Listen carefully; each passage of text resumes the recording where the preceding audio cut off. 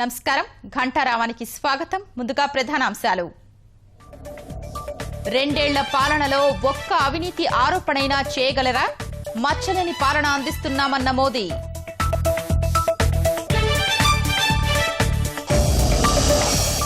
అడ్డగోలుగా అద్దెలు పెంచితే నియంత్రణ చట్టం అమలు. కలెక్టర్ల సదస్సులో సీఎం చంద్రబాబు వెల్లడి.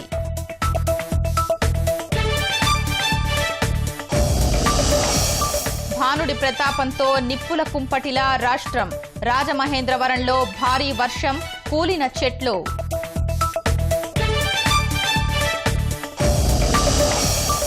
తిరుపతిలో జోరుగా మహానాడు ఏర్పాట్లు. ప్రాంగణాన్ని పరిశీలించిన లోకేష్.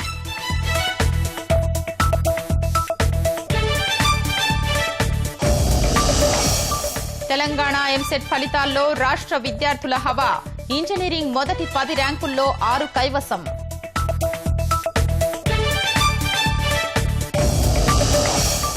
సానుకూల పరిణామాలతో స్టాక్ మార్కెట్లలో ఉత్సాహం.